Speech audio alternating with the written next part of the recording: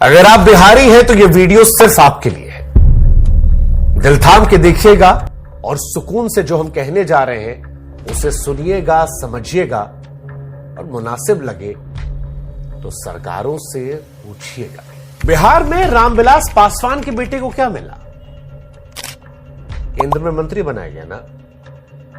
जीतन राम मांझी जी के बेटे को क्या मिला? बिहार सरकार में मंत्री बनाया गया। लालू जी के दो लड़का, क्या मिला? बड़ा वाला डिप्टी सीएम और दूसरा वाला वन मंत्री बन चुका। चले नीतीश कुमार जी को क्या मिला?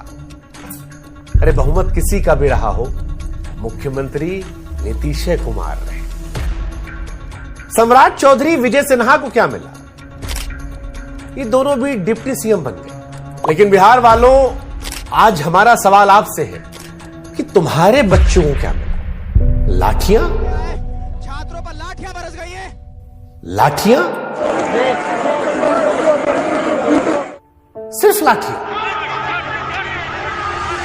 ये कैसा लोकतंत्र है बिहार का जो लाठियों पर लिखा जा रहा है? जेपी की भूमि पर यह कैसा लोकतंत्र है जिसने बिहार के बच्चों की पीठ को पायदान बना दिया है? यह कैसा लोकतंत्र है जहां तुम्हारे बच्चों के सपनों को सांप समझकर पीटा जा रहा है? यह कैसा लोकतंत्र है जहां नौकरी मांगने पर मार मिलती है? यह कैसा लोकतंत्र है जहां पर एक पढ़ा लिखा आदमी सड़क पर जब अपने हक की मांग को लेकर उतरता है तो उसकी पीठ पर लाठी मार मार के धारियां बना दी जाती है? बिहार वालों, सवाल हमारा आपसे है कि यह कैसा लोकतंत्र है जहां हाड़ कपाने वाली सर्दी में तुम्हारे बच्चों पर पानी की बौछार कर दी जाती है? यह कैसा लोकतंत्र है बिहार वालों जहां पर एक सरकारी नौकर आता है और कैमरे के सामने तुम्हारे बच्चे के गाल पर जोर से तमाचा जड़ता है और बाद में बड़ी बेशर्मी से झूठ फैलवाता है उसने कुछ भी नहीं किया? बिहार वालों, जरा सोचना, जात पात में बटे हो लेकिन आज जात पात को इतर रखकर अपने बच्चों का भविष्य देखकर सोचना और सवाल करना अपने आप से, सरकार से कि इन युवाओं ने ऐसी क्या खता की थी जो सर्दी में इन्हें यह सजा दी। दिन रात बिहार का लड़का मेहनत करके, पढ़ाई करके, बिना ये सोचे कि दाना पानी मिलेगा नहीं, तैयारी करता रहा और परिणाम क्या मिला? ये लाठी, ये पानी की बौछार, ये बदसलूकी, ये बेइज्जती। पुलिस वाले आए, बदन पर लाठियां बरसाई, सीने से सांसें उखाड़ लेने की हद तक पीटा। जिन सड़कों पर यह लड़का अधिकारी बनकर टहलने की मंशा लेकर पढ़ाई कर रहा था, उसी सड़क पर दौड़ा दौड़ा कर इन बच्चों की चमड़ी को छीन लिया। आपका क्या सोचना है पता नहीं, लेकिन भाई साहब आज हमको माफ कीजिएगा, ये तस्वीरें देखकर हम कहेंगे ये सही नहीं है। और बिहार के सारे नेता लोग से हम कहेंगे कि नेताजी, सियासत क्या है वो आपका काम है, आपे को करना है। बिहार की सियासत तो वैसे भी गजब है। तीसरे नंबर की पार्टी नीतीश कुमार जी कब उधर से मुख्यमंत्री बने रहते हैं। जब आरजेडी सत्ता में थी तब भी नीतीश कुमार थे, बीजेपी है तब वो नीतीश कुमार है। उनकी पांचों उंगली में घी है।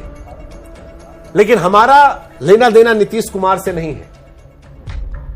हमारा सवाल इन बच्चों को लेकर है, बिहार के लोगों से है, सरकार से है कि सरकार बताए कि इन बच्चों के मुस्तकबिल का क्या करे। सरकार बताए कि इनके मुकद्दर में यह मुकाम आखिर क्यों रचा गया, क्या कसूर था इनका। खैर, जो लोग नहीं जानते हैं कि बिहार में क्या हुआ था, हम बताते हैं। बिहार में इस साल विधानसभा का चुनाव है। मुद्दों को गरमाने के लिए जतन किए जा रहे हैं। राजनीतिक पार्टियां इसमें चूकना नहीं चाहती हैं। बिहार लोक सेवा आयोग, जिसे बीपीएससी कहते हैं, वो भी इसी वजह से निशाने पर है। 18 साल से शासन कर रहे नीतीश कुमार ने इसे अनदेखा करते हुए आयोग को निशाना बनने दिया। 17वीं प्रारंभिक परीक्षा को लेकर परीक्षार्थियों ने आंदोलन की राह पकड़ ली है। उनकी मांग है कि पूरी पीटी परीक्षा जो है रद्द कर दी जाए। बच्चों का यह मांगना है कि एक एग्जाम हो, एक साथ नतीजे आए। अब ये क्यों मांग कर रहे हैं, इसके पीछे भी वजह है। दरअसल पीटी के पेपर लीक होने की अफवाह बापू सेंटर से उड़ी थी। परीक्षार्थियों को पेपर थोड़े अंतराल में 2 बार बांटे गए। कहा गया कि सेंटर पर कुछ पेपर जो थे वो कम पड़ गए, ऐसे में दूसरे केंद्र से पेपर मंगवाने पड़े। लड़का लोग को लगा कि कहीं बेईमानी ना हो जाए। खबर वायरल होती गई। बच्चे अपने भविष्य को लेकर डरे हुए थे और इसी वजह से परीक्षा का बहिष्कार करते हुए हंगामा करने लगे। इसी हंगामे के दौरान पटना के डीएम चंद्रशेखर सिंह ने एक परीक्षार्थी को थप्पड़ जड़ दिया। हंगामे के चलते बापू सेंटर की परीक्षा रद्द हो गई। यहीं से मांग उठी कि पूरी पीटी परीक्षा जो है रद्द कर दी जाए, लेकिन सरकार ये नहीं चाहती थी। अब सवाल यह है कि सरकार छात्रों के मन में जो सवाल है, जो शक है, उसको दूर करना क्यों नहीं चाहती थी। अगर सरकार को लग रहा था कि उनके मन में जो है वो सही है, तो छात्रों को इस कदर भरोसे में क्यों नहीं लिया गया कि आंदोलन बंद हो जाता। और ये पहली बार भी तो था नहीं। लेकिन क्योंकि इस बार 2025 में बिहार में चुनाव है, छात्रों को सड़कों पर देखकर कई राजनीतिक दल थे जिनकी भी लाल टपकने लगी। सरकार बनाने की इच्छा मन में जागने लगी। वो भी आ गए। प्रशांत किशोर का एक नाम सामने आया। नई पार्टी बनाकर सियासत में उतरे प्रशांत किशोर भी छात्रों को अपने साथ लाने की कोशिश करने लगे, उनके प्रदर्शन में शामिल हुए। लेकिन पुलिस ने जब लाठी चार्ज किया तो लाठी प्रशांत किशोर की पीठ पर नहीं पड़ी। मार खाने के लिए बिहार का लड़का लोग वहां खड़ा था। पानी की बौछार प्रशांत किशोर पर नहीं पड़ी। पीठ को पायदान प्रशांत किशोर के नहीं बनाया गया। नीतीश कुमार जी का लड़का, लालू जी का लड़का, पासवान जी का लड़का, मांझी जी का लड़का, प्रशांत किशोर या जितना नेता बिहार का है XYZ, किसी के पीठ पर पुलिस ने लाठी मार मार कर धारी नहीं बनाया। धारी बिहार के लड़का की पीठ पर बनी। और बच्चों जिनकी पीठ पर लाठी की धार बनाई गई, वो पुलिसिया कार्रवाई ये बताती है कि सरकार में बैठे लोगों का पुलिस तंत्र पर नियंत्रण नहीं है। क्योंकि स्थिति ऐसी नहीं थी कि लाठी चलाने की नौबत आती। ये समझने में देर नहीं लगनी चाहिए कि ऐसा करवाया गया। ऐसे लोग तंत्र पर हावी हैं जो इस मुद्दे को तूल देना चाहते थे। सरकार चाहती तो शुरुआत में ही समाधान का इरादा जताकर आंदोलन को भड़कने से रोक सकती थी। जब समस्या सिर पर चढ़ी तब परीक्षार्थियों के प्रतिनिधियों की बात भी हुई थी। उप मुख्यमंत्री सम्राट चौधरी ने मुख्यमंत्री से बातचीत के बाद बयान दिया कि सरकार जल्द ही समाधान निकालेगी। कहा कि ये मुद्दा बनाओ अभियान का हिस्सा है। एनडीए सरकार आयोग की स्वायत्तता में दखल नहीं देगी, जैसा पिछली सरकारें करती आई हैं। राजनीतिक बयानबाजियों का दौर चला, लेकिन सरकार को भी अपने गिरेबान में कम से कम एक बार तो झांकना चाहिए, और आयोग को भी, क्योंकि बीपीएससी में ये कोई पहला विवाद नहीं है, बल्कि विवादों से बीपीएससी का गहरा नाता रहा है। उदाहरण के तौर पर साल 2023 में प्रारंभिक परीक्षा के पेपर लीक होने का मामला सामने आया था। 56वीं 59वीं परीक्षा में भी गड़बड़झाले की खबर आई थी। तब घूस लेकर डीएसपी बनने का केस खुला था और मुकदमा भी दर्ज किया गया था। बीजेपी के विधान पार्षद रहे आयोग के सदस्य रामकिशोर सिंह 30 लाख रुपए लेकर नौकरी देने के मामले में घिरे थे। 2017 में लेक्चरर की बहाली में खूब अनियमितता हुई थी। ऐसे अभ्यर्थी भी चुने गए थे जिनके पास निर्धारित पात्रता नहीं थी। यहां तक कि इंटरव्यू नहीं देने वाले भी यहां सेलेक्ट हो गए थे। लिस्ट यही नहीं थमती है, बीपीएससी के साथ जुड़े विवादों की लिस्ट आगे भी है।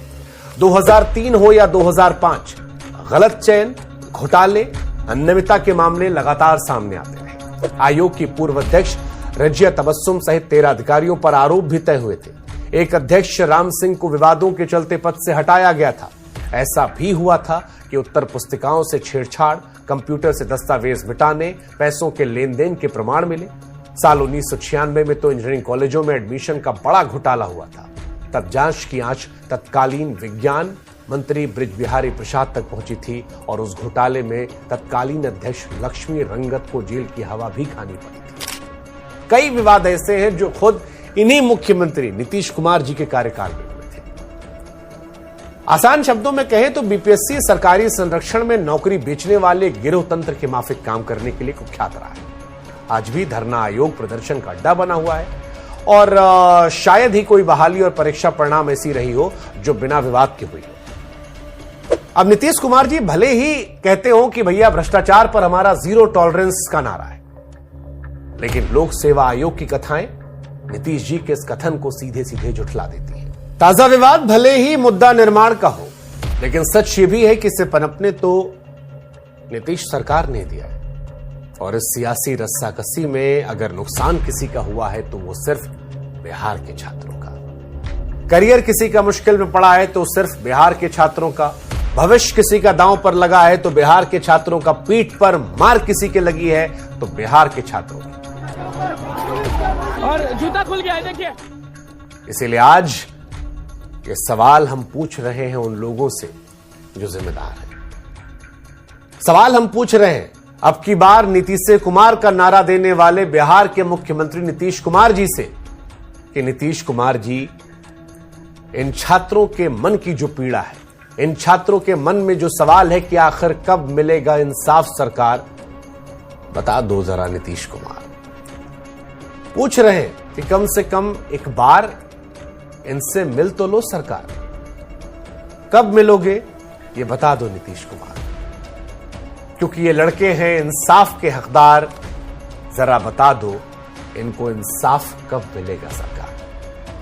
और हां, याद रखिएगा कि सरकारें तो आती जाती रहती हैं।